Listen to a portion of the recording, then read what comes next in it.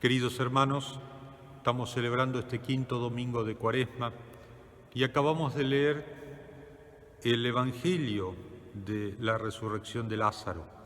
Un evangelio que es muy denso, tiene muchísimas enseñanzas que para nuestro provecho espiritual. Por eso el consejo es leerlo, releerlo en esta semana. Es el capítulo 11, versículo 1 al 45 del Evangelio según San Juan.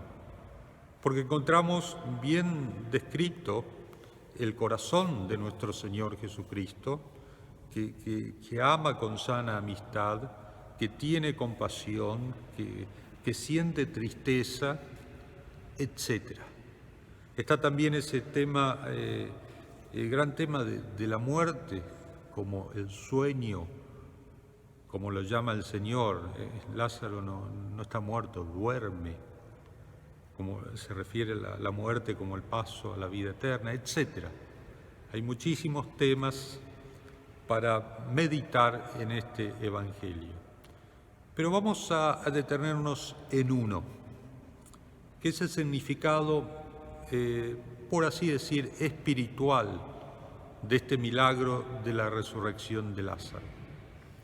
En primer lugar, como todos sabemos, hay una meta, un fin por el cual nuestro Señor Jesucristo hace milagros.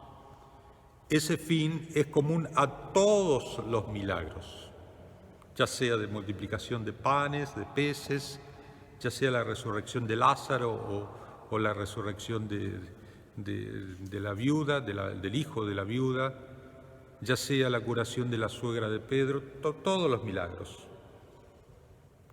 Él quiere demostrar, desafiando a las leyes de la naturaleza, que Él es el autor de las leyes de la naturaleza y autor de la vida, y por lo tanto dejar patente ante todos los que eran testigos y para nosotros a través del Evangelio, que Él es Dios, que es la segunda persona de la Santísima Trinidad hecho hombre, y que obra con el poder de lo que es de Dios, porque los milagros son portentos que solamente Dios puede hacer. Eso es común a todos los milagros, lo hace con esa intención, mostrar patentemente que Él es Dios y por lo tanto con su enseñanza es divina. Pero también hay una enseñanza particular, específica, de acuerdo al tipo de milagros. Hay un mensaje espiritual, un significado espiritual que varía de acuerdo al tipo de los milagros y que podemos encontrar, por ejemplo, la multiplicación de los panes. Evidentemente está apuntando a preparar el corazón de los oyentes y de aquellos que leemos el Evangelio, el milagro de la multiplicación de los panes, de prepararlo para la Eucaristía o las bodas de Caná en Galilea, donde convierte una sustancia, que es el agua, en otra sustancia, que es el vino. Prepara nuestro corazón para entender lo que va a ser, lo que nosotros llamamos la transustanciación en la Eucaristía. Y así podemos ir por todos los milagros. Cura un ciego y se refiere a la ceguera espiritual en que caemos muchas veces. Y así vamos a encontrar una enseñanza espiritual en cada uno de los milagros. Y en el milagro de la resurrección de Lázaro, un milagro impresionante, después de 4 días en el sepulcro, donde ya la podredumbre se tendría que notar, es resucitado por el Señor. ¿Y cuál es ese significado espiritual? Y nuestro Señor Jesucristo habla o se refiere o lícitamente podemos interpretar que está haciendo alusión a la muerte espiritual. ¿Y qué es la muerte espiritual? La muerte del alma. Es el alma en pecado mortal, como se enseña en 1 Juan capítulo 5. Hay un pecado que lleva a la muerte. Y ese pecado que lleva a la muerte es el pecado mortal. Esa es la muerte del alma. Como el hijo pródigo, Lucas 15, este hijo mío estaba muerto y ha vuelto a la vida. Estaba muerto espiritualmente porque había caído en multitud de pecados mortales. Y la enseñanza es esa, la muerte espiritual que nos trae el pecado mortal. Y el único que nos puede sacar de ese estado es Dios, es nuestro Señor Jesucristo, que puede hacer que una persona vuelva de la muerte a la vida, de la muerte espiritual a estar en gracia de Dios y volver a ser hijo suyo, adoptivos por la gracia. Y ese es el mensaje.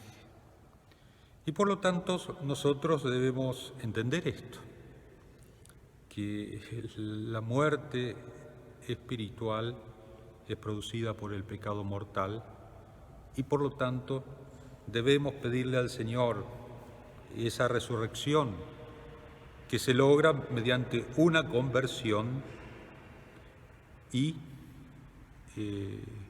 se logra por el sacramento de la reconciliación, de la confesión. En cada sacramento de la confesión, si estamos en pecado mortal, volvemos de la muerte a la vida, de la muerte espiritual que nos lleva al infierno, a la vida espiritual, la vida por la gracia que nos conduce al cielo. Padre, ¿qué hacer en estos momentos si uno necesita del sacramento de la confesión y no está disponible? Bueno, hay una enseñanza, la aprendimos en el Catecismo, que es una enseñanza que viene del Concilio de Trento, que es el hacer un acto de contrición perfecta. Es el acto de dolor de nuestros pecados que brota del amor de Dios amado sobre todas las cosas. Sabemos que hay una contrición imperfecta, que es el temor al castigo, el temor al infierno, pero lo que se requiere es una contrición perfecta. O sea, pensar, meditar en lo que es Dios, nuestro Creador, en todo lo que nos da, lo que significa que es el Ser Supremo, que nos ama, de tal manera que mandó su único Hijo, que murió en la cruz por nosotros, todos los beneficios para realmente amar a Dios. Y que nos da la posibilidad por medio de la cruz de ir al cielo. Y entonces, como decimos en el acto de contrición, por haber ofendido a un Dios tan bueno y tan grande como vos, tengo dolor de mis pecados y me arrepiento. El Concilio de Trento señala que semejante contrición, cuando viene del Dios amado sobre todas las cosas, perdona las faltas veniales, obtiene también el perdón de los pecados mortales y comprende la firme resolución de recurrir tan pronto sea posible a la confesión sacramental. O sea que uno hace un acto de contrición perfecta, que es por amor, me siento dolido, arrepentido, quiero cambiar de vida, porque he ofendido a ese Dios sumamente amable. obtengo la gracia. La condición es que apenas vuelva todo a la normalidad, vaya a hacer una confesión con el sacerdote. Esa es la doctrina de la Iglesia. Como enseña Juan 5:24, el que se convierte a Cristo, el pecador pasa de la vida a la muerte y no ocurre en juicio. Eso es lo que tenemos que hacer. Por lo tanto, queridos hermanos, que meditemos esta semana, ya que se acerca la Semana Santa, el próximo domingo es el Domingo de Ramos, una Semana Santa completamente inusual, de la cual vamos a tener que participar desde nuestros hogares. La gracia de esto, mirar a Cristo crucificado, mirar todo lo que sufrió por nosotros, meditarlo, meditar la pasión como lo que es la muestra del amor de Dios y lograr en nuestra alma esa contrición perfecta. Me duele haber ofendido a un Dios tan bueno y tan grande como vos. Y cuando todo vuelva a la normalidad, en la primera ocasión que tengamos, hacer una confesión sacramental. Así estaremos volviendo de la muerte a la vida. Así estaremos volviendo a tener el alma bajo la esclavitud del pecado, a estar bajo el yugo amoroso de Jesucristo por su gracia. Vamos a pedirle a la Santísima Virgen la gracia de meditar en este Evangelio de Lázaro, pero meditar en lo central, que son épocas en que tenemos que asegurarnos que nuestra alma esté en gracia de Dios, que no esté muerta por el pecado, y lograrlo, como ya lo hemos explicado, por medio de una contrición perfecta y con la intención de cuanto antes, primera oportunidad que se pueda, hacer una buena confesión. Le pedimos esa gracia a la Santísima Virgen.